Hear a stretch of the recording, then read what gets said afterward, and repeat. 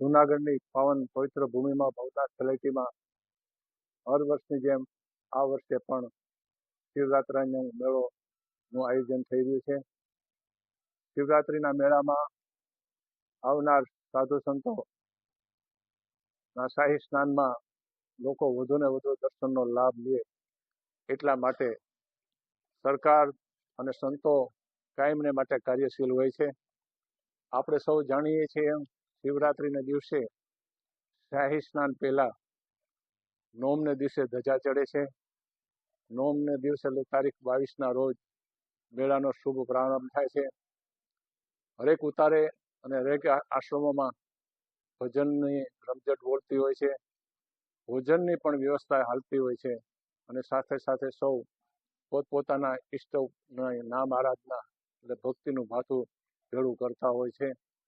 આવી એક ગિરનારની કાયમને માટે અગાધ અણમોલ ને અલૌકિક મહિમા અને ગરિમા છે.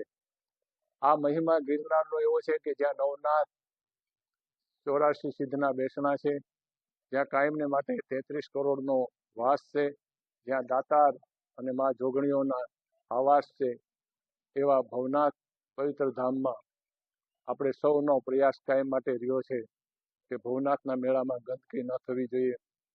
ભવનાથના મેળામાં પ્લાસ્ટિકનો જ્યાં ત્યાં વેરણછેરણ રહેતું હોય તો લોકોની પણ ફરજ બને છે અને સરકારી તંત્રની પણ ફરજ બને છે કે તાત્કાલિક ક્યાંય પણ પ્લાસ્ટિક પડ્યો હોય, કચરો પડ્યો હોય તો એનો નિકાલ કરવો, ત્યાંથી ઉપાડી લેવો.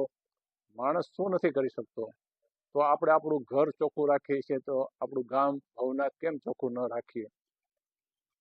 તો સવિશેષ સ્વચ્છતા અભિયાનને સફળ બનાવવા માટે લોકો આવનારા યાત્રાળુઓને ગિરનારીના દર્શન કરી અને સંતોના દર્શન કરી પુણ્યનું ભાથું મેળવવા માટે જો આવે છે ભાવ લઈ, તો તંત્રની સાથે લોકો અને આવનારા સૌ કોઈ ઉતારાવાળાઓ પણ સાથે મળી આપણે સૌ એવો પ્રયાસ કરીએ કે આ મેળાને આપણે એક આગવું રૂપ આપવા માટે અને સફળ બનાવવા માટે સાથે મળી સૌ એકાબીજાના વિચારોને સમર્થક બનીએ. એવમ અસ્તુ. આપ સૌને આદેશ. જય ગિરનારી.